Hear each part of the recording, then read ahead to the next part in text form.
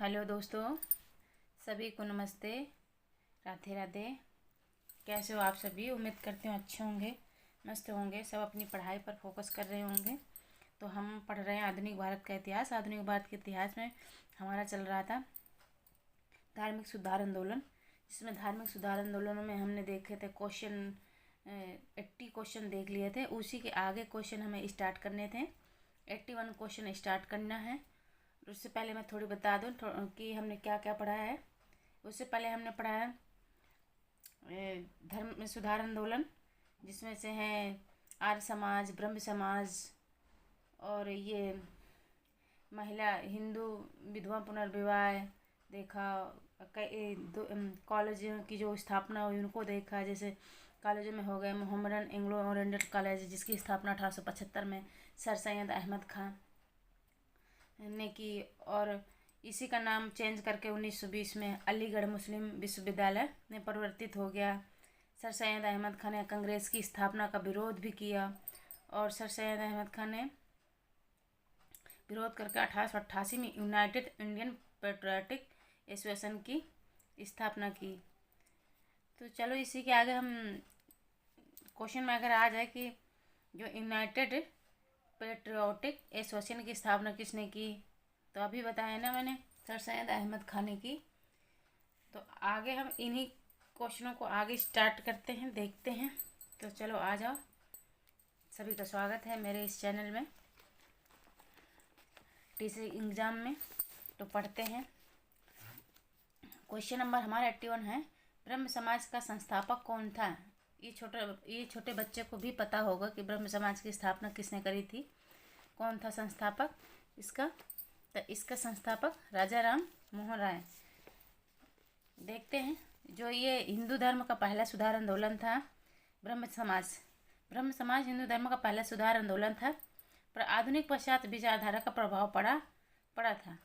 इसकी स्थापना मूलतः ब्रह्म सभा के रूप में 1828 में राजा राम मोहन राय ने की। यानी कि ब्रह्म सभा के नाम पर पहले इसकी स्थापना हुई थी 1828 में, और फिर आगे बदल करके ब्रह्म समाज के नाम से जाना गया, जिसकी स्थापना राजा राम मोहन राय ने की। फिर 1830 ईस्वी में लिखे गए प्रन्यासकरण पत्र में उन्होंने बताया कि इस समाज का उद्देश्य शाश्वत, सर्वाधार, अपरिवर्त ईश्वर की पूजा है, जो सारे विश्व का करता है, रक्षक है। एक नया भवन भी न्यास मंडल बोर्ड ऑफ ट्रस्टीज को दिया गया, जिसमें मूर्ति पूजा तथा बलि देने की अनुमति नहीं थी। क्या थी? एक नया भवन भी न्यास मंडल को दिया गया, जिसमें से मूर्ति पूजा और बलि देने की अनुमति नहीं थी। फिर है राजा राम मोहन राय के उपदेशों का तात्पर्य सभी धर्मों में आपसी एकता का सामंजस्य स्थापित करना था। जो ब्रह्म समाज था, ब्रह्म सभा थी, उसका एक ही लक्ष्य था कि सभी धर्मों को आपसी एकता प्रदान करना था, एकता स्थापित करना था। इससे ईश्वरवादी आंदोलन के रूप में भी आगे बढ़ने का श्रेय महर्षि देवेंद्र नाथ टैगोर को 1817 से 1905 को था। महर्षि देवेंद्र नाथ ने इसे ईश्वरवादी आंदोलन के रूप में इसे आगे बढ़ाया। फिर वह इस आंदोलन में 1843 में सम्मिलित हुए, और उन्होंने ब्रह्म धर्मावलंबियों को मूर्ति पूजा, तीर्थ यात्रा, कर्मकांड और प्रायश्चित इत्यादि से रोका। क्या किया उन्होंने? ब्रह्म धर्मावलंबियों को मूर्ति पूजा,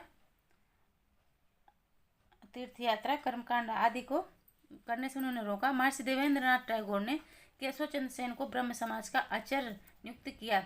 आचार्य क्या नियुक्त किया? आचार्य। जो महर्षि देवेंद्र नाथ टैगोर हैं ने जो केशव चंद्र सेन है, उनको ब्रह्म समाज के क्या नियुक्त किया? आचार्य नियुक्त किया। केशव चंद्र सेन की वाक पटुता और उदारवादी विचारों ने इस आंदोलन को लोकप्रिय बना दिया, और शीघ्र इसकी शाखाएं बंगाल के बाहर, उत्तर प्रदेश और मद्रास में भी खोल दी गई। आगे देखते हैं, आगे क्वेश्चन हमारा क्या कह रहा है। आगे क्वेश्चन है कि जो क्वेश्चन नंबर आ जाते हैं 82 में। आज हमें इस इस टॉपिक को आज हमें कंप्लीट करना है और नया टॉपिक भी स्टार्ट करना है।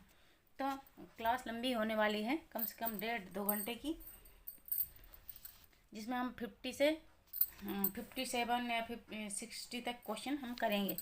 आधुनिक भारत का पिता किसे कहा जाता है? Swami Vivekananda. Option B Ishwar Chandra Vidyasagar. Option C Raja Ram Mohan Roy. Option D Gopal Krishna Gokhale. तो राजा राम मोहन राय को हम आधुनिक भारत का पिता भी कहते हैं। इसे राजा राम मोहन राय को प्रथम भारतीय थे। जो राजा राम मोहन राय हैं वो प्रथम भारतीय थे जिन्होंने सबसे पहले भारतीय समाज में व्याप्त बुराइयों के विरोध में आंदोलन चलाया।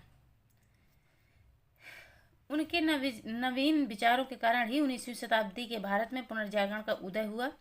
जो 19वीं शताब्दी में पुनर्जागरण उदय हुआ और राजा राम मोहन राय को ही श्रेय जाता है। राजा राम मोहन राय को भारतीय पुनर्जागरण का क्या कहते हैं? पिता कहते हैं।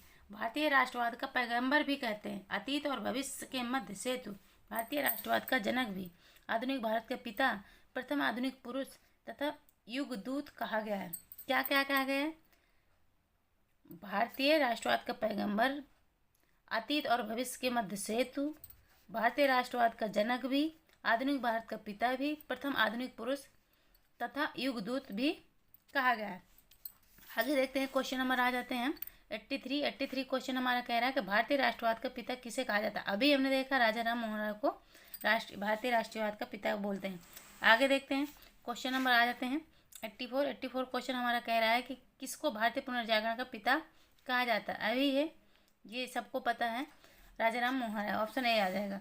अब देखते हैं राजा राम मोहन राय की मृत्यु के बाद ब्रह्म समाज को किसने पुनर्जीवित किया? Option A Devendra Nath Tagore. Option B Rabindranath Tagore. Option C Dayanand Saraswati. Option D Tarachand Chakravarti. तो अभी हमने देखा जो रविंद्रनाथ टैगोर हैं वो राजा राम मोहन राय की मृत्यु के पश्चात जो ब्रह्म समाज को आगे बढ़ाने का कार्य किया था वो देवेंद्र नाथ टैगोर थे, जिसने केशव चंद्र को आचार्य नियुक्त किया था। केशव चंद्र सेन को किसने आचार्य नियुक्त किया था? तो ये देवेंद्र नाथ टैगोर ने ही केशव चंद्र सेन को आचार्य नियुक्त किया था। अब आगे देखते हैं इसका डिटेल में कि हिंदू धर्म का पहला सुधार आंदोलन ब्रह्म समाज था, जिस पर आधुनिक पाश्चात्य विचारधारा का बहुत प्रभाव पड़ा। इसकी स्थापना मूलतः ब्रह्म सभा के रूप में 1828 में, अभी हमने देखा, राजा राम मोहन राय ने की थी। इस समाज ने मूर्ति पूजा का भी खंडन किया, विरोध किया और एक ब्रह्मा की पूजा का उपदेश दिया। एक ही ईश्वर एक ही ब्रह्म की पूजा करने का उपदेश दिया। नवीन धर्म में सामाजिक रीति रिवाजों एवं धार्मिक कर्मकांडों के लिए कोई स्थान नहीं था। मुगल सम्राट अकबर द्वितीय ने राजा राम मोहन राय को, जो मुगल सम्राट अकबर द्वितीय हैं, औरंगजेब के पुत्र हैं, जिन्होंने राजा राम मोहन राय को 1830 में राजा की पदवी यानी राजा की उपाधि दी, यानी राजा की उपाधि से विभूषित किया। तथा फिर मुगल दरबार की ओर से इन्हें इंग्लैंड भी भेजा गया। वहीं पर इन्हें 1833 में ब्रिस्टल इंग्लैंड नामक स्थान पर इनकी मृत्यु हो गई। जो 1833 फिर है 1833 इनकी मृत्यु के पश्चात यानी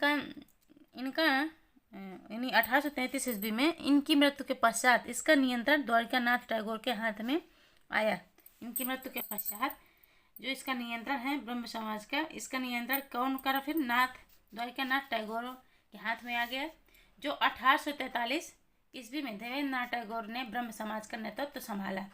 फिर केशव चंद्र सेन ने इस समाज में 1857 में शामिल हुए। 1857 में आचार्य नियुक्त किए गए।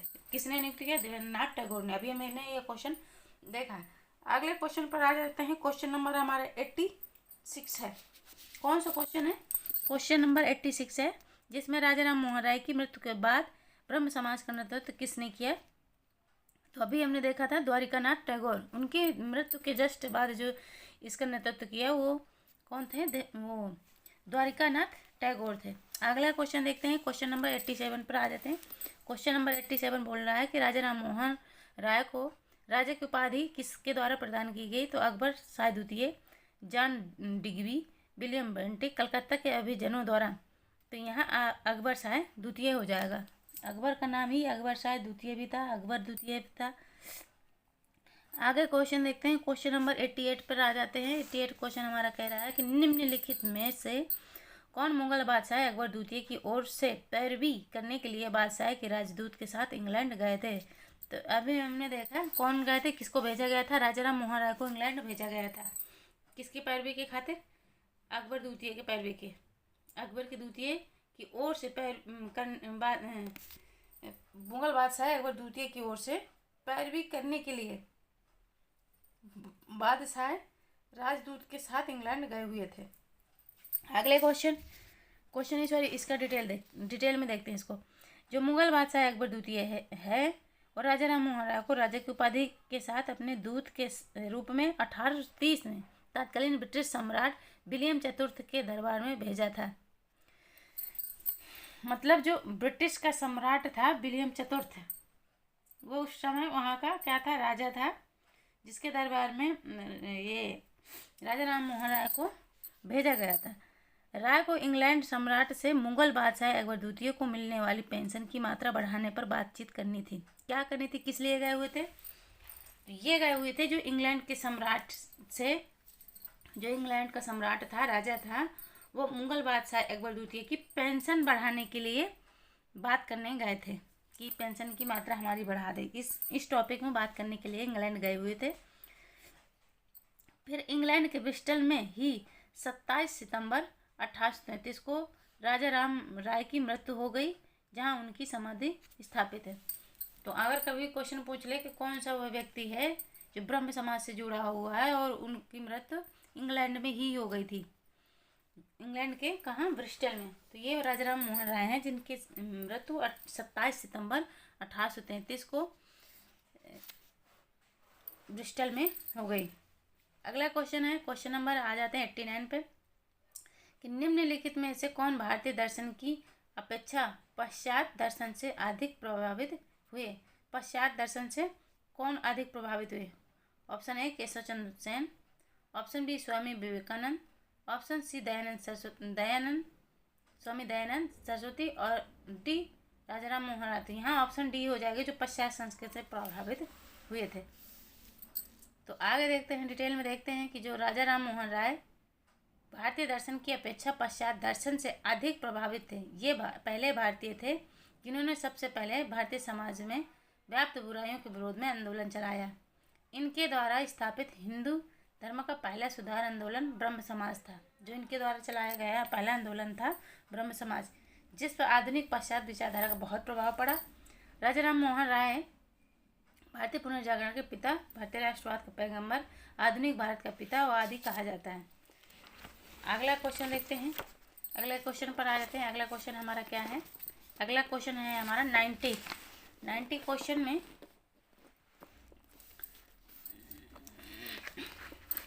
90 क्वेश्चन देखते हैं। 90 क्वेश्चन कह रहा है कि ना तो भारत के भूतकाल पर आंखें मूंद कर निर्भर रहा जाए और ना ही पश्चिम का आधुनिकीकरण किया जाए।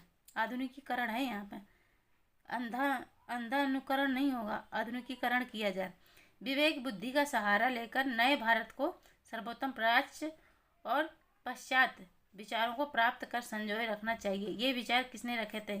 ये राजा राम मोहन राय ने ही रखे थे, जो पश्चात संस्कृति से बहुत प्रभावित हुए थे। आगे देखते हैं इसके डिटेल में कि राजा राम मोहन राय का कथन है, ना तो भारत के भूतकाल पर आंखें मूंद कर निर्भर रहा जाए।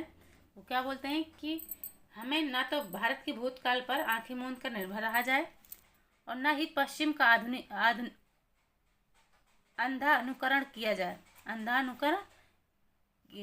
जाए। विवेक बुद्धि का सहारा लिया जाए, यानी कि हमें अपनी बुद्धि का सहारा लेना चाहिए, विवेक के हिसाब से, यानी विवेक की बुद्धि का सहारा लेना चाहिए। नए भारत को सर्वोत्तम प्राच्य और पश्चात विचारों को प्राप्त कर संजोए रखना चाहिए, यानी पश्चात विचारों को प्राप्त कर और संजोए रखना चाहिए। राजा राम मोहन राय पुनर्जागरण के आंदोलन का अग्रदूत एवं आधुनिक भारत का पिता कहा जाता है। 20 अगस्त 1828 को उन्होंने क्या किया? ब्रह्म समाज की स्थापना की। ब्रह्म समाज की स्थापना 20 अगस्त 1828। अगला क्वेश्चन है, मिरात उल अखबार किसके द्वारा लिखा गया? किसके द्वारा स्थापित गया? मिरात उल अखबार ये राजा राम मोहन राय ने ही लिखा था। ऑप्शन ए राजा राम मोहन राय ही हो जाएगा। दयानंद दादा भाई नौरोजी, फिरोज शाह मेहता। तो यहाँ राजा राम मोहन राय ही है जो मीरात अखबार की स्थापना 1828 में राजा राम मोहन राय ने की थी। कौन से अखबार की? मीरात उल अखबार 1828 में राजा राम मोहन राय ने किया। मीरात उल अखबार फारसी भाषा में था। किस भाषा में था? ये उन्होंने स्थापना 1822 में करी थी। सॉरी, मैंने 1828 बोला, सॉरी माफ़ करना, 1822 है। जो मीरात उल अखबार की स्थापना या प्रकाशन हुआ वो 1822 में हुआ। किसने करा? राजा राम मोहन राय ने। और ये राजा राम मोहन राय जो मीरात उल अखबार है, इसकी भाषा क्या थी? फारसी। इन्होंने फारसी भाषा में लिखा था। यह फारसी भाषा में प्रकाशित होने वाली पहली पत्रिका थी। राजा राम मोहन राय 1821 ईस्वी में संवाद कौमुदी यानी बांग्ला भाषा को भी प्रकाशन किया। पहले 1821 में पहली पत्रिका थी जो मीरात उल अखबार थी, जिसकी भाषा फारसी थी। और दूसरा जो संवाद कौमुदी ये जो बांग्ला भाषा में थी, इसका प्रकाशन 1821 में किया। किसने? यही राजा राम मोहन राय। ये राजा राम मोहन राय के दो पत्रिका हैं, एक है संवाद कौमुदी और एक है मीरात उल अखबार। आगे देखते हैं, संवाद कौमुदी नामक अखबार किसने 1921 में निकाला? अभी हमने देखा किसने निकाला, तो राजा राम मोहन राय ने। देखते हैं ये जो संवाद कौमुदी था ना, ये बांग्ला भाषा में था। ये जो नामक बांग्ला साप्ताहिक समाचार पत्र था। क्या था ये? साप्ताहिक समाचार पत्र था, जिसका प्रकाशन कलकत्ता से प्रारंभ किया गया। कहाँ से प्रारंभ किया गया? इसका प्रकाशन कलकत्ता से प्रारंभ किया गया था। इस पत्र द्वारा समाज में व्याप्त सामाजिक कुरीतियों के उन्मूलन के लिए प्रचार प्रसार किया जाता था। समाज में जो व्याप्त बुराइयां हैं, कुरीतियां हैं, उनका उन्मूलन करने के लिए प्रचार प्रसार किया गया था। राजा राम मोहन राय प्रथम भारतीय थे जिन्होंने भारतीय समाज की कुरीतियों के विरुद्ध आंदोलन चलाया तथा उनके नवीन विचारों के कारण ही 19वीं शताब्दी के भारत में पुनर्जागरण का उदय हुआ। आगे देखते हैं, क्वेश्चन नंबर आ जाते हैं 93 पे कि राजा राम मोहन राय की मृत्यु के पश्चात ब्रह्म समाज को किसने अनुप्राणित किया? अभी हमने देखा था उनकी मृत्यु के पश्चात द्वारकानाथ टैगोर। राजा राम मोहन राय की मृत्यु के पश्चात ब्रह्म समाज को किसने अनुप्राणित किया था? तो ये देवेंद्रनाथ टैगोर थे। Option A Debendranath Tagore. अगला क्वेश्चन देखते हैं, इसी के बारे में थोड़ा सा डिटेल में देखते हैं।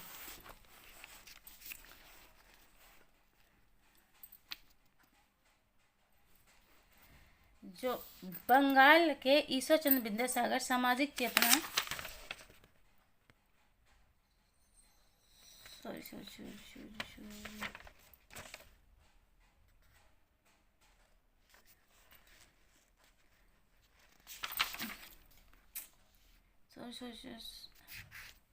ये तो चल रहा था क्वेश्चन, नहीं सॉरी ये नहीं चल रहा था क्वेश्चन, ना बदल गया।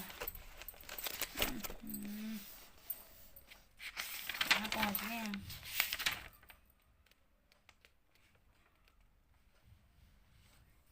इसी में तो थे, हाँ इसी में थे। राजा राम मोहन राय की मृत्यु के पश्चात, यही था, सॉरी टाइम वेस्ट हो गया आपका। राजा राम मोहन राय की मृत्यु के पश्चात ब्रह्म समाज को किसने अनुप्राणित किया था? तो देवेंद्रनाथ टैगोर थे। मैंने पेज पलट दिया था, ये जबकि इसका डिटेल इसी पेज में ही है। चलो आगे देखते हैं डिटेल में कि राजा राम मोहन राय की मृत्यु के बाद सक्रिय नेतृत्व के अभाव में कुछ समय तक ब्रह्म समाज की गतिविधियाँ शिथिल सी रहीं। यानी जो राजा राम मोहन राय की मृत्यु के पश्चात जो ब्रह्म समाज को आगे नेतृत्व करने के लिए नेतृत्व करता नहीं रहे, नेतृत्व के अभाव के कारण इसकी जो गतिविधियां हैं थोड़ी धीमी पड़ गई। फिर महर्षि द्वारकानाथ टैगोर तथा पंडित रामचंद्र विद्यावगीश जो राजा राम मोहन राय के शिष्य थे। राजा राम मोहन राय के शिष्य कौन कौन थे? महर्षि द्वारकानाथ टैगोर और पंडित रामचंद्र विद्यावगीश जो राजा राम मोहन राय के क्या थे? शिष्य थे। ने लगभग 10 वर्ष तक इसका संचालन किया। तत्पश्चात द्वारकानाथ के सबसे बड़े पुत्र देवेंद्रनाथ टैगोर 1817 से 1905 के रूप में इसे एक सच्चा नेता मिला। देवेंद्रनाथ ने अपने 20 सहयोगियों के साथ 21 दिसंबर 1843 को औपचारिक रूप से ब्रह्म समाज की सदस्यता ग्रहण की। कब ग्रहण की? देवेंद्रनाथ ने इसकी सदस्यता कब ग्रहण की? 21 दिसंबर 1843 को। फिर इन्होंने नए जोश एवं उत्साह यानी अनुप्राणित से कार्य करते हुए केवल राजा राम मोहन राय के धार्मिक लक्ष्य को जारी रखा, बल्कि अलेक्जेंडर टफ द्वारा भारतीय संस्कृति पर किए जाने वाले ईसाई धर्म प्रचारकों के प्रहारों के अतिवादी रवैये के विरुद्ध भी संघर्ष किया। उत्तर प्रदेश माध्यमिक शिक्षा बोर्ड चयन ने अपने प्रारंभिक उत्तर पत्रिका में इस प्रश्न का उत्तर ए माना है, लेकिन संशोधित उत्तर पत्रिका में इस प्रश्न का उत्तर बी माना है। तो बी ही होना चाहिए, क्योंकि उनकी मृत्यु हो गई थी। तो मृत्यु होने के बाद जस्ट द्वारका नाथ ने ही संभाला है। द्वारका नाथ जो इनके शिष्य थे, उसके बाद ही देवेंद्रनाथ टैगोर संभाला। अगला क्वेश्चन देखते हैं। क्वेश्चन नंबर 94 पे आ जाते हैं कि विधवा पुनर्विवाह एक्ट कब पास हुआ? ये 1856 हमने देखा भी था और याद भी किया था। किसके प्रयासों में पारित हुआ था? ईश्वरचंद्र विद्यासागर के प्रयासों से। कलकत्ता के संस्कृत कॉलेज के आचार्य ईश्वरचंद्र विद्यासागर ने विधवा पुनर्विवाह के लिए अथक संघर्ष किया। इन्होंने ये प्रमाणित करने का प्रयास किया कि वेदों में विधवा विवाहों को मान्यता दी गई है। क्या कहा इन्होंने कहा कि वेदों में विधवा विवाहों का मान्यता दी गई है। इनके प्रयासों के फलस्वरूप 26 जुलाई 1856 को हिंदू विधवा पुनर्विवाह अधिनियम पारित हुआ। कब पारित हुआ? 26 जुलाई 1856 को। अगले क्वेश्चन नंबर 95 पे आ जाते हैं कि लॉर्ड डलहौजी ने किस एक्ट के द्वारा विधवा पुनर्विवाह को वैध घोषित किया? जो लॉर्ड डलहौजी हैं, उन्होंने किस एक्ट के द्वारा विधवा पुनर्विवाह को क्या किया? वैध घोषित किया। तो उन्होंने 1855 पहले लॉर्ड डलहौजी ने ही इसकी कोशिश करी थी। उसके बाद इन्होंने ईश्वरचंद्र विद्यासागर ने प्रयास करके फिर ये 1856 में ये एक्ट पारित हो गया। तो यहाँ ऑप्शन आपका डी हो जाएगा। अगले क्वेश्चन देखते हैं। लॉर्ड डलहौजी ने 1855 में window marriage remarriage act 1855 act द्वारा विधवा विवाह को वैध घोषित कर दिया, यानी अनुशासन यानी कि वैध कर दिया कि ये सही है। 1855 में वैध घोषित किया। फिर कलकत्ता के संस्कृत कॉलेज के आचार्य ये जो ईश्वरचंद्र विद्यासागर थे, ये कलकत्ता के संस्कृत कॉलेज के क्या थे? आचार्य थे, यानी प्रधानाध्यापक थे। इन्होंने विधवा पुनर्विवाह के लिए अथक संघर्ष किया।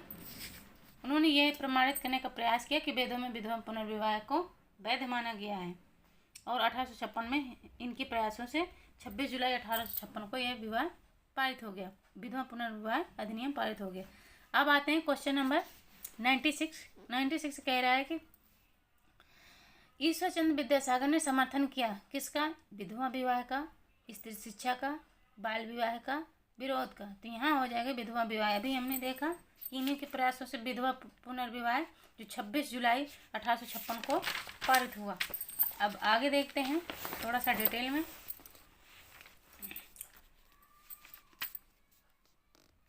बंगाल के ईश्वरचंद्र विद्यासागर सामाजिक चेतना लाने में अग्रणी रहे मतलब आगे रहे। कलकत्ता के संस्कृत कॉलेज के प्रिंसिपल पद पर रहते हुए इन्होंने सभी जातियों को संस्कृत पढ़ने का अवसर दिया। क्या किया? ये जो कलकत्ता में एक संस्कृत कॉलेज था, उसके ये प्रधानाध्यापक थे, यानी प्रिंसिपल थे। इन्होंने ये संस्कृत के अध्यापक थे और संस्कृत पढ़ने के लिए इन्होंने सबको अवसर दिया। और 1856 का हिंदू पुनर्विवाह अधिनियम पारित करवाने में ईश्वरचंद्र विद्यासागर की प्रमुख भूमिका रही। बाल विवाह तथा अन्य सामाजिक कुरीतियों को समाप्त करने के लिए सरकार पर दबाव डाला। जो बाल विवाह हो रहा था उस पर और अन्य सामाजिक कुरीतियों को भी समाप्त करने के लिए इन्होंने सरकार पर क्या करा? दबाव डाला। अन्य महत्वपूर्ण तथ्यों में देख लेते हैं कि आधुनिक काल में ईश्वरचंद्र विद्यासागर व उनके समर्थकों के दबाव के कारण 1860 ईस्वी में लड़कियों के विवाह की न्यूनतम आयु क्या कर दी गई? 10 वर्ष कर दी गई, और इसमें कम आयु में विवाह अपराध घोषित कर दिया गया। तो अभी 10 वर्ष है, तो अभी कौन सी ज़्यादा बढ़ा दी? 1860 में लड़कियों के विवाह की न्यूनतम आयु कितनी कर दी गई? 10 वर्ष। पहले क्या था ना कि जैसे बच्ची पैदा होती थी और लड़का हो जाता था ना, तो पैदा होते ही 5-6 महीना भी नहीं होते थे और उनका घर वाले एक दूसरे के प्रति संबंध का प्रस्ताव प्रस्ताव रख देते थे कि भाई बड़ी होकर हम इस लड़की से शादी करेंगे, क्या कैसे, ये सब। अंग्रेजी सरकार ने बाल विवाह को रोकने के लिए 3 अधिनियम पारित किए। जो अंग्रेजी सरकार थी उन्होंने 3 अधिनियम बाल विवाह को रोकने के लिए पारित किए थे। एक था सिविल मैरिज एक्ट या नेटिव मैरिज एक्ट, फिर 1872 में पारित हुआ, फिर सम्मति आयु अधिनियम 1892 में, फिर शारदा अधिनियम 1829 में। कितने एक्ट पारित हुए अंग्रेजों के सरकार में? एक 1872 में जो मैरिज एक्ट या नेटिव मैरिज एक्ट बोलते हैं, एक सम्मति आयु अधिनियम जो 1892 में पारित हुआ, एक 1872, 1892 और 1829 वाला शारदा अधिनियम ये पारित हुआ। अगले क्वेश्चन देखते हैं। क्वेश्चन नंबर 97 पर आ जाते हैं। क्वेश्चन नंबर 97 कह रहा है कि निम्नलिखित में से कौन एक सही सुमेलित है। अब इसमें देना है उनके आंदोलन दे रखे हैं और उनसे संबंधित आंदोलन से संबंधित जो नेतृत्व करता है उनको दे रखे। तो ब्रह्म समाज, रामकृष्ण परमहंस, ये तो गलत है भाई, ब्रह्म समाज तो राजाराम मोहन राय ने। फिर आर्य समाज राजाराम मोहन राय, ये भी गलत है।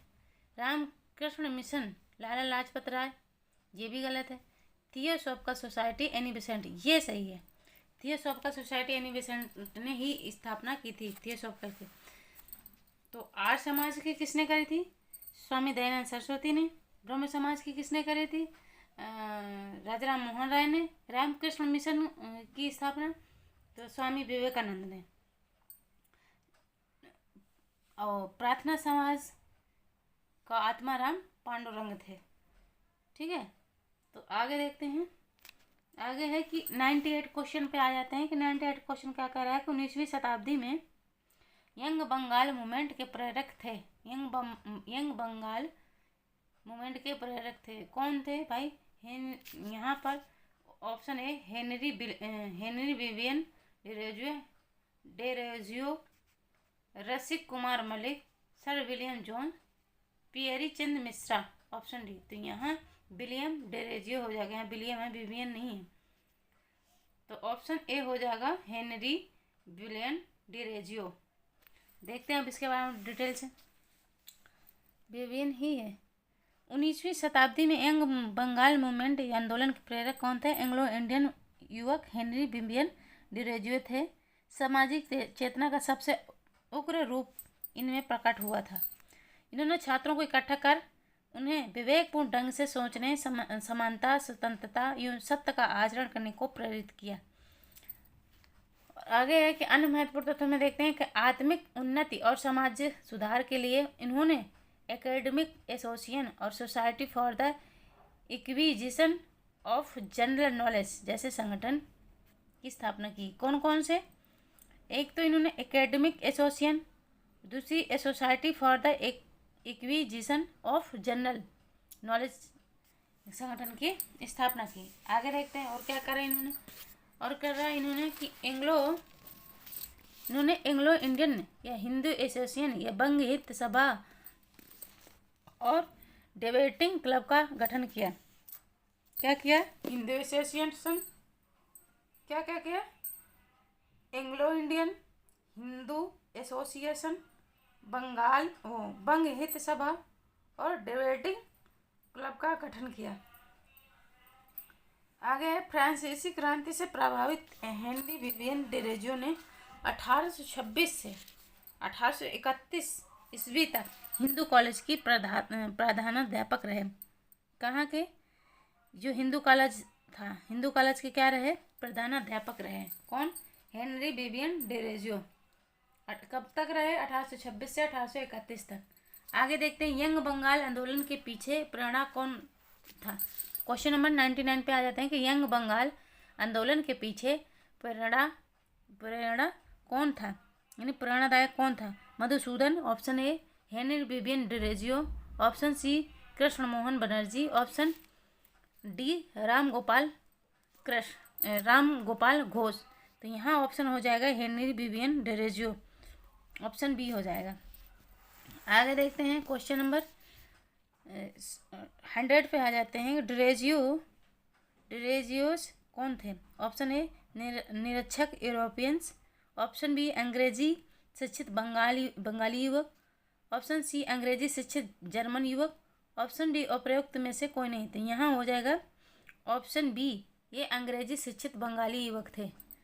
अंग्रेजी शिक्षित थे, अंग्रेजी शिक्षा इन्हें आती थी, यानी अंग्रेजी एजुकेटेड थे और बंगाली युवक थे, बंगाल के युवक थे, ये अंग्रेजी शिक्षित थे। ऑप्शन ये क्वेश्चन नंबर आ जाते हैं 101 पे। निम्नलिखित में से कौन सही सुमेलित नहीं है? अब यहाँ पे देखना है कौन सुमेलित नहीं है। United Indian sir Syed Ahmad Khan, ये गलत है। Sir Syed Ahmad Khan United Indian Patriotic Association, ये सही है। जिसने सुमेलित नहीं है वो पूछा है, तो सर सैयद अहमद खान ने ना यूनाइटेड इंडियन पेट्रियाटिक एसोसिएशन की स्थापना की थी। हमने पहले क्लास में देखा था। यंग बंगाल आंदोलन हेनरी विवियन डेरोजियो ने किया था, अभी हमने देखा। फिर है बहिष्कृत, ऑप्शन सी है बहिष्कृत हितकरणी सभा, ज्योतिबा फूले, ये गलत है, ये नहीं थी।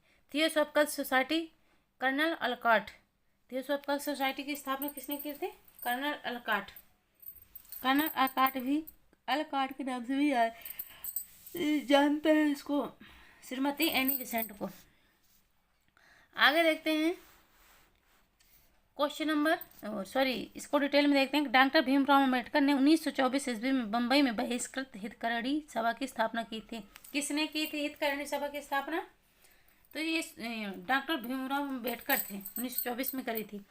मराठी में बहिष्कृत भारत पत्रिका का प्रकाशन किया। किस भाषा में? मराठी में बहिष्कृत भारत पत्रिका का प्रकाशन करा। फिर ज्योतिबा फूले ने 1872 में गुलामगिरी पुस्तक लिखी और 1873 में सत्यशोधक समाज की स्थापना की। 1872 में गुलामगिरी पुस्तक लिखी और 1873 में क्या करा? 1873 ईस्वी में सत्यशोधक समाज की स्थापना की। फिर है आगे सर सैयद अहमद खान ने कांग्रेस के विरोध में 1888 में यूनाइटेड इंडियन पेट्रियाटिक एसोसिएशन की स्थापना की। कब की? 1888 में। फिर अगला है एंग्लो इंडियन युवक हेनरी विवियन डेरोजियो ने यंग बंगाल आंदोलन को प्रारंभ किया। डेरोजियो 1826 से 1831 हिंदू कॉलेज के क्या रहे? प्रधानाध्यापक रहे। अगला जो 1875 है, 1875 में कर्नल अलकॉट मैडम ब्लात्स्की ने न्यूयॉर्क में थियोसॉफिकल सोसाइटी की स्थापना की। मैडम ब्लात्स्की और कर्नल अलकॉट ने कहाँ स्थापना की? थियोसॉफिकल के न्यूयॉर्क में। आगे क्वेश्चन देखते हैं। क्वेश्चन नंबर आ जाते हैं 102 पे। 102 पे क्वेश्चन नंबर 102 यानी 2 क्वेश्चन पर आ जाते हैं। क्वेश्चन नंबर 2 कह रहा है एकेडमिक एसोसिएशन की स्थापना किसने की थी? हेनरी विवियन डेरोजियो ने। अभी हमने देखा था कई एक स्थापना इन्होंने करी थी।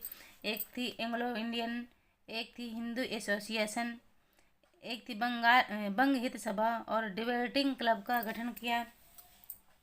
एकेडमिक एसोसिएशन की स्थापना हेनरी डेरोजियो ने किया था। अब इसको हमने देख लिया है कि कब करी थी? 1828 में कलकत्ता में की थी एकेडमिक एसोसिएशन की स्थापना हेनरी डेरोजियो ने। अगला देखते हैं क्वेश्चन नंबर 103 पे आ जाते हैं, यानी 3 क्वेश्चन पर आ जाते हैं। यंग बंगाल आंदोलन किसने शुरू किया? अभी हमने देखा डेरोजियो ने। डेरोजियो के बारे में थोड़ा सा और देखते हैं। 1820 के दशक में Henry Louis Vivian Derozio Hindu college Calcutta में अध्यापक थे। उन्होंने अपने विद्यार्थियों को अमूल परिवर्तनकारी विचारों से अवगत कराया और उन्हें तमाम तरह की सत्ता पर सवाल खड़ा करने के लिए प्रोत्साहित किया। इसके लिए उन्होंने यंग बंगाल आंदोलन चलाया। आंदोलन के अंतर्गत डेरोजियो के विद्यार्थियों ने परंपराओं और रीति रिवाजों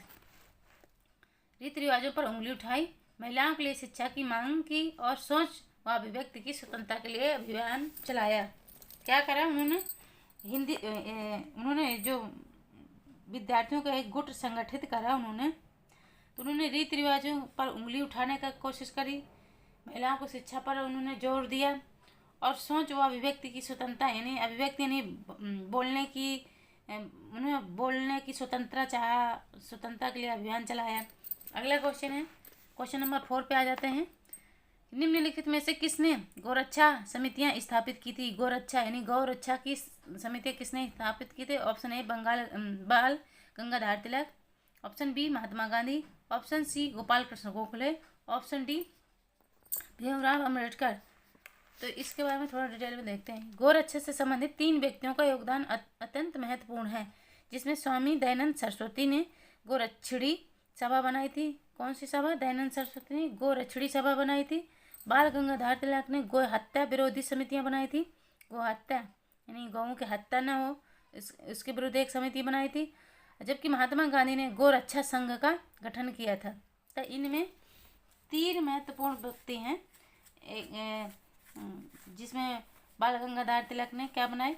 गौ हत्या समिति बनाई, महात्मा गांधी ने गौरक्षा संघ बनाया और दयानंद सरस्वती ने बनाया था गौरक्षिणी सभा।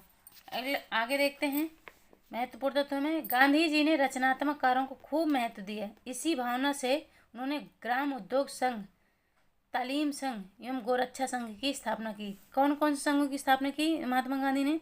एक तो ग्राम उद्योग संघ, दूसरा तालीम संघ, एक गौरक्षा संघ यानी गौओं की रक्षा करने के लिए, ग्राम उद्योग गाँव में उद्योग धंधों के लिए। फिर इन्होंने अछूतों को हरिजन की संज्ञा दी। क्या कहा? अखिल भारतीय हरिजन संघ की स्थापना भी की। इन्होंने जो अछूत हैं, अछूतों को क्या कहा? हरिजन की संज्ञा दी। और हरिजन इन्होंने अखिल भारतीय हरिजन संघ की स्थापना भी की। किसने? महात्मा गांधी ने। फिर इन्होंने लघु एवं कुटीर उद्योगों को भारी उद्योगों से अधिक महत्व दिया और खादी को अपना मुख्य कार्यक्रम बनाया। उन्होंने किसको? लघु एवं कुटीर उद्योगों को भारी उद्योगों से अधिक महत्व दिया और खादी को अपना मुख्य कार्यक्रम बनाया। अगला क्वेश्चन है, क्वेश्चन नंबर 5 में आ जाते हैं।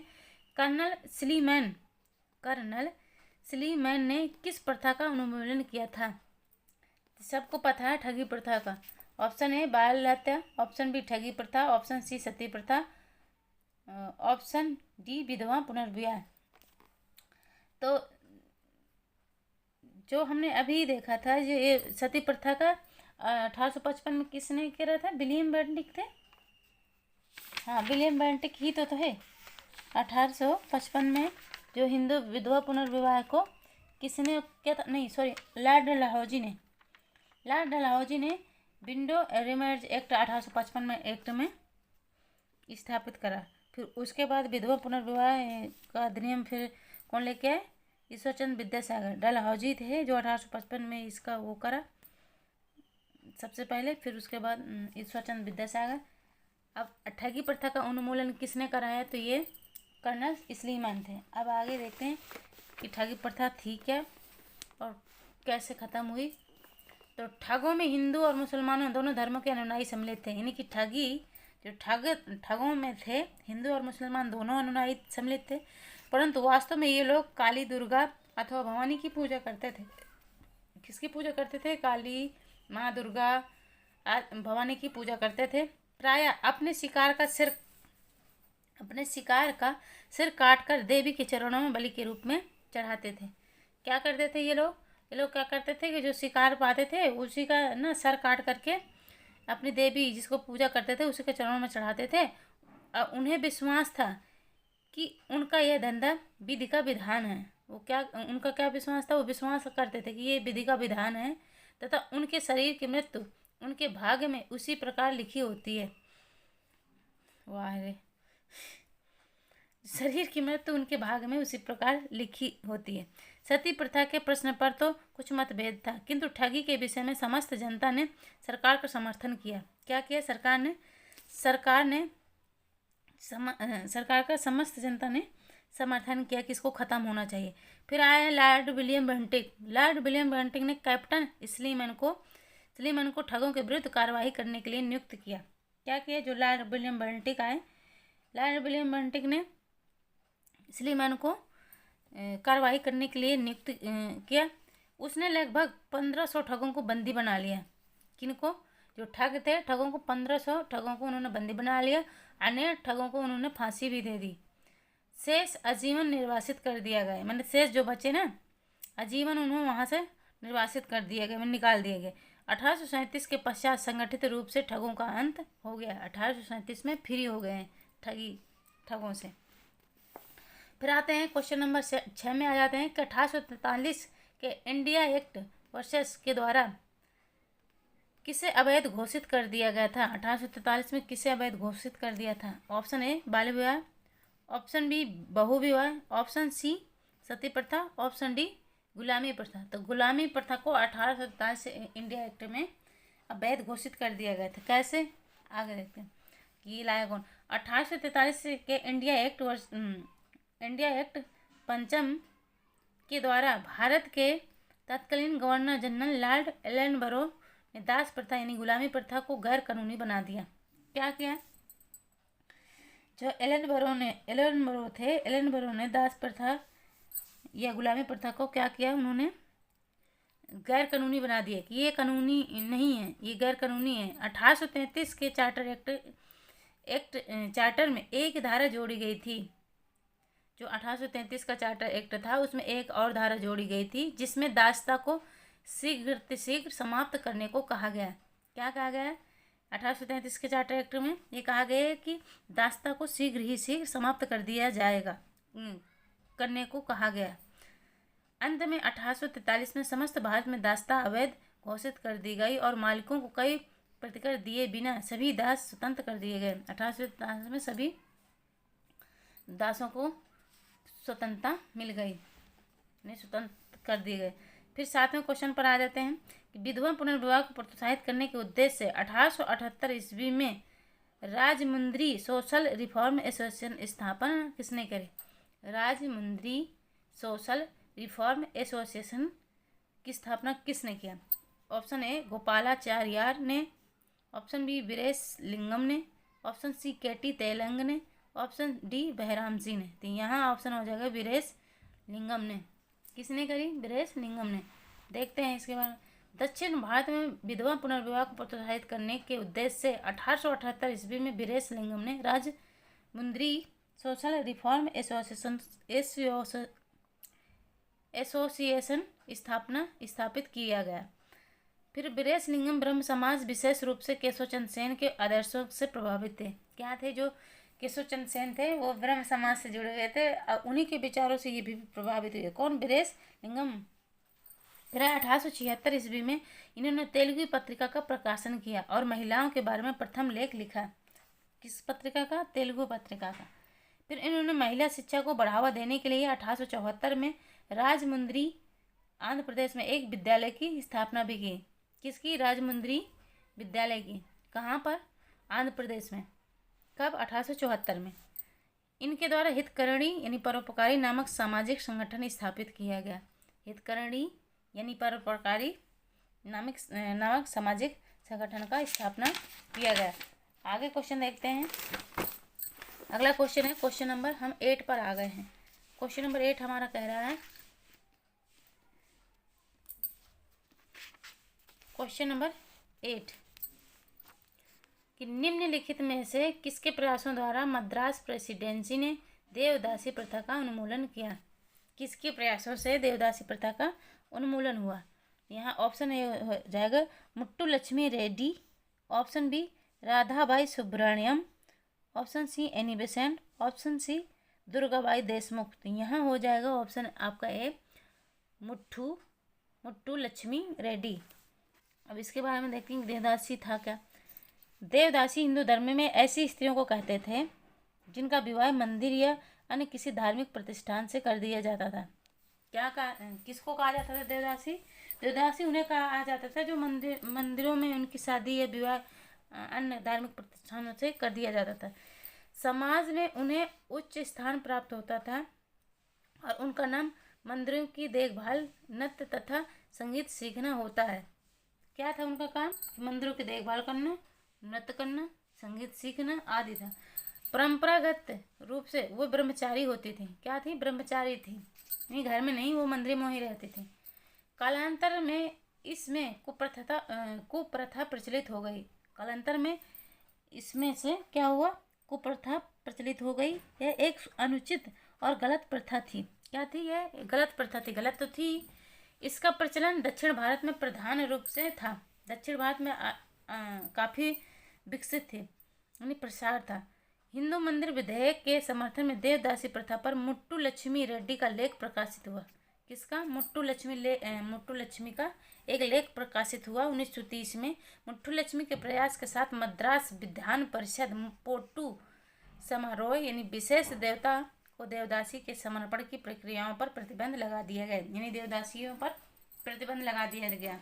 1930 में इनकी एक पत्रिका प्रकाशित हुई और देवदासियों पर प्रतिबंध लगा दिया गया। देवदासी जो समर्पण क्रिया थी उन पर क्या कर दिया गया? प्रतिबंध लगा दिया। फिर आते हैं क्वेश्चन नंबर 9 पे कि 1888 ईस्वी में हुए प्रथम राष्ट्रीय सामाजिक आंदोलन के अधिवेशन जो मद्रास में हुआ था उसकी अध्यक्षता किसने की? जो सामाजिक आंदोलन 1888 में हुआ था उसका अधिवेशन मद्रास में हुआ था, इसकी अध्यक्षता किसने की? Option A T Madhavrao, option B MG Ranade, option C K Natarajan, option D Rai Bahadur Raghunath Rao. तो यहाँ ऑप्शन ए हो जाएगा टी माधव। 1888 में राष्ट्रीय सामाजिक सम्मेलन का प्रथम अधिवेशन मद्रास में हुआ था। इस अधिवेशन की अध्यक्षता टी माधव ने करी। आगे देखते हैं 10 क्वेश्चन पे आ गए। 10वें क्वेश्चन पे आ गए। देवबंद उत्तर प्रदेश में दारुल उलूम का संबंध किससे है?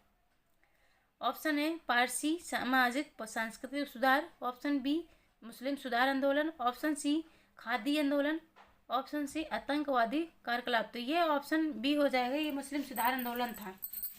जो देवबंद आंदोलन था ना, ये मुस्लिम सुधार आंदोलन था।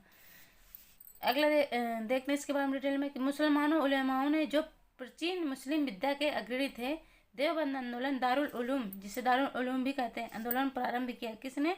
मुस्लिम विद्या के अग्रणियों ने।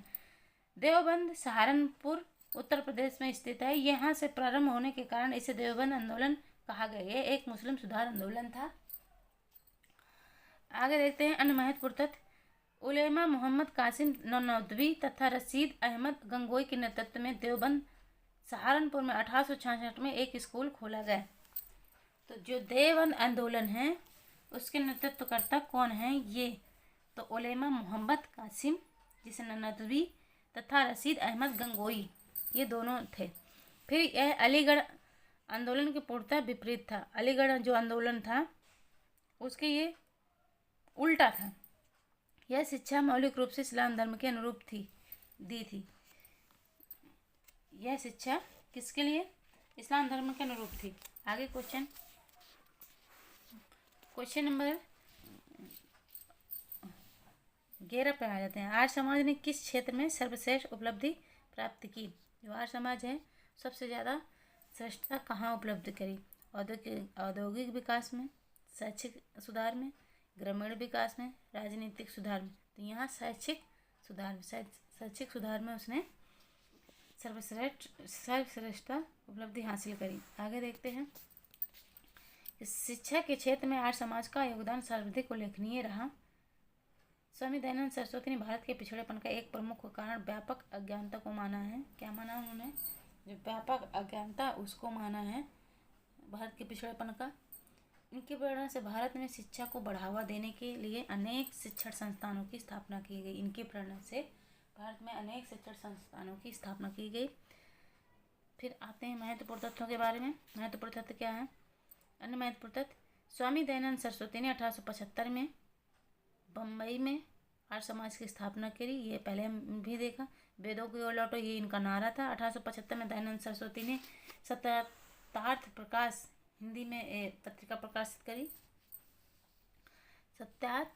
सत्यार्थ प्रकाश इन्हीं की पुस्तक थी। फिर है लाला हंसराज ने सर्वप्रथम 1886 में लाहौर में दयानंद एंग्लो वैदिक कॉलेज की यानी डीएवी कॉलेज की स्थापना की। डीएवी कॉलेज की स्थापना किसने की? लाला हंसराज ने। कब की? 1886 में। फिर है स्वामी श्रद्धानंद यानी मुंशी राम जिसे कहते हैं, 1902 में हरिद्वार के निकट कांगड़ी कि गुरुकुल विश्वविद्यालय की नींव रखी। कांगड़ी विश्वविद्यालय गुरुकुल की क्या रखी? नींव रखी। आगे देखते हैं। अभी देखो ना क्वेश्चन नंबर अब 12 पे आ जाते हैं। डीएवी कॉलेज की स्थापना सर्वप्रथम स्थापना हुई थी। डीएवी कॉलेज की स्थापना कहाँ हुई थी? लाहौर में। जो डीएवी कॉलेज की स्थापना हुई थी कहाँ हुई थी? जिसे हंसराज ने 1886 में करा था, लाहौर में हुई थी। आगे क्वेश्चन देखते हैं। यह किसने कहा था कि राजनीतिक स्वतंत्रता राष्ट्र की प्राण वायु है? Option A Bal Gangadhar Tilak, option B Arvind Ghosh, option C Bipin Chandra Pal, option D Mahatma Gandhi. तो यहाँ ऑप्शन हो जाएगा अरविंद घोष। अरविंद घोष ने कहा था कि राजनीतिक स्वतंत्रता राष्ट्र की प्राण वायु है। 20 जुलाई 1905 को बंगाल विभाजन के निर्णय की घोषणा हुई। यानी बंगाल विभाजन की घोषणा कब हुई? 20 जुलाई 1905 को।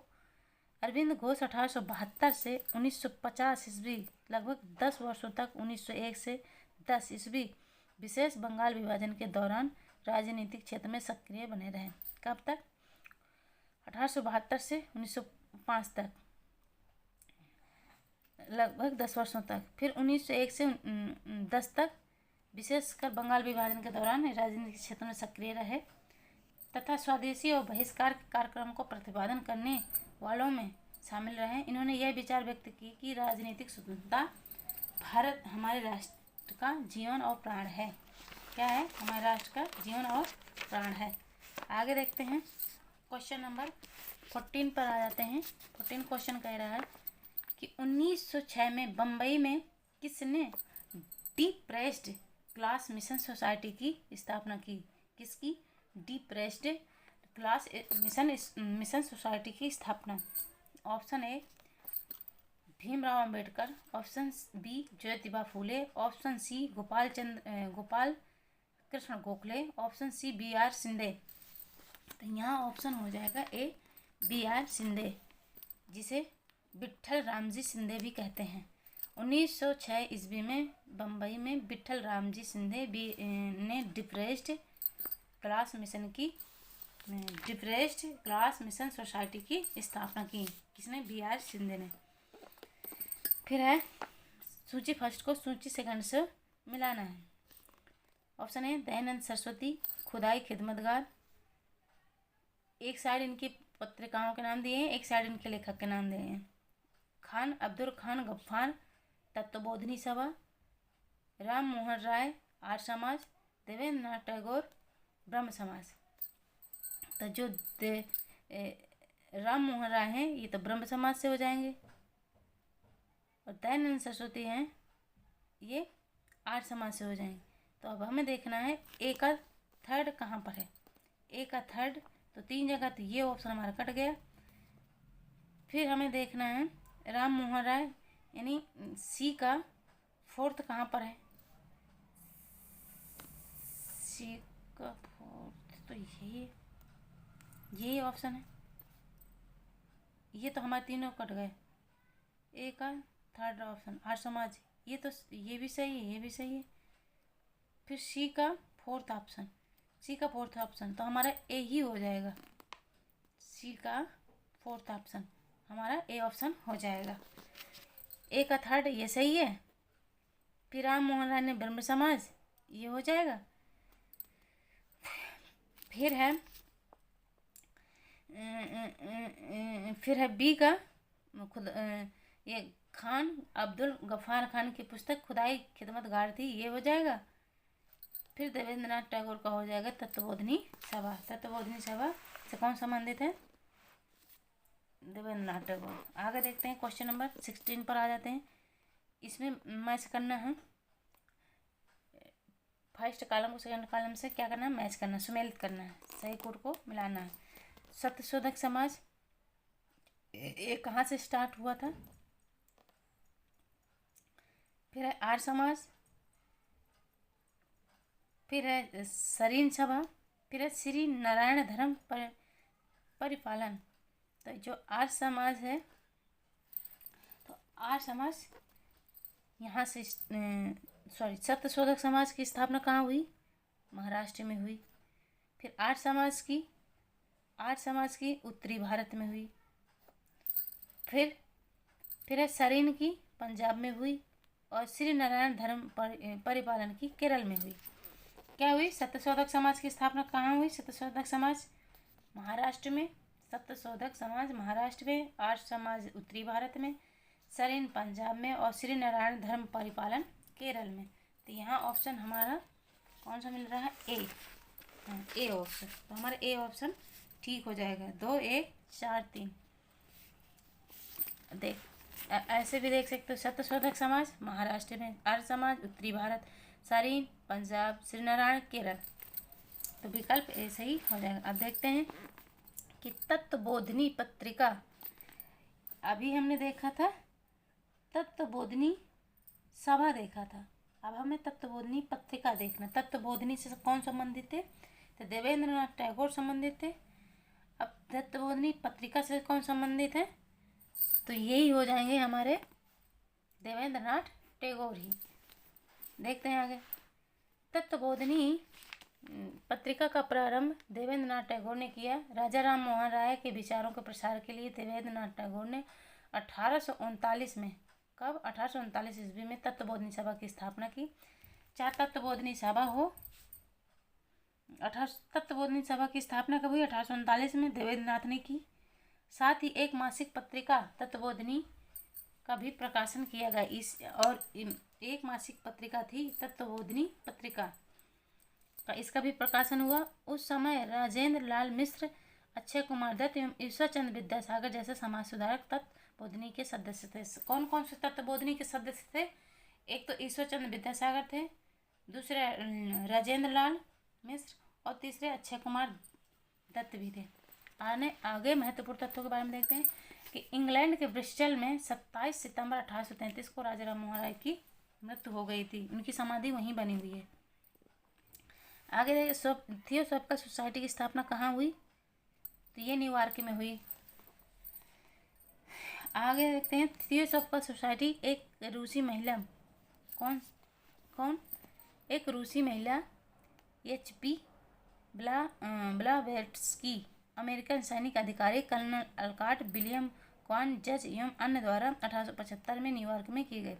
इस सोसाइटी के संस्थापक 1882 में मद्रास के पास अडयार नामक स्थान पर सोसाइटी का मुख्यालय स्थापित किया। अडयार में, मद्रास में, जो बाद में इसका अंतर्राष्ट्रीय कार्यालय बना। इसका मुख्य उद्देश्य प्राचीन हिंदू धर्म में लोगों के आत्मविश्वास को जगाना। क्या करना? इसका मुख्य उद्देश्य क्या था कि जो प्राचीन हिंदू धर्म में लोगों के आत्मविश्वास को जगाना और बढ़ाना तथा धर्म को समाज सेवा का मुख्य आधार बनाना। क्या था? धर्म को समाज का प्रमुख आधार बनाना। आगे है क्वेश्चन नंबर, आ जाते हैं 19 क्वेश्चन पे। हमारा 19 क्वेश्चन कह रहा है कि निम्नलिखित स्थानों में से किसमें थियोसॉफिकल सोसाइटी की मुख्यालय की स्थापना की गई थी? अभी हमने देखा कहाँ की गई थी? अडयार में। आगे है थियोसॉफिकल सोसाइटी का मुख्यालय भारत में कहाँ है? अडयार में है। आगे है भारत में थियोसॉफिकल सोसाइटी की सफलता तथा लोकप्रियता का मुख्य रूप से किसके कारण प्राप्त हुए? Madam HP Blavatsky, option B colonel HS Olcott, option C sir William Cook, Shrimati Annie Besant. तो यहाँ श्रीमती एनी बेसेंट, इसका मुख्य या वास्तविक संस्थापक श्रीमती एनी बेसेंट को मान दें। तो 1829 ईस्वी में कर्नल अल्काट एवं मैडम ब्लैत्स्की भारत आए तथा मद्रास में अडयार के पास थियोसॉफिकल सोसाइटी के मुख्यालय की स्थापना की। 1889 में श्रीमती एनी बेसेंट इस सोसाइटी की सदस्य बनी। क्या थी? जो थियोसॉफिकल सोसाइटी है ना, इसकी मुख्य सदस्य थी श्रीमती एनी बेसेंट। स्थापना ये इसका थियोसॉफिकल सोसाइटी के मुख्यालय की स्थापना किसने करी? तो कर्नल अल्काट एवं मैडम ब्लैत्स्की। आगे है तथा 1893 ईस्वी में भारत आकर इन्होंने सोसाइटी के लिए सर्वाधिक सक्रिय भूमिका निभाई। श्रीमती एनी बेसेंट ने प्राचीन हिंदू धर्म को विश्व का अत्यधिक गूढ़ एवं आध्यात्मिक धर्म माना।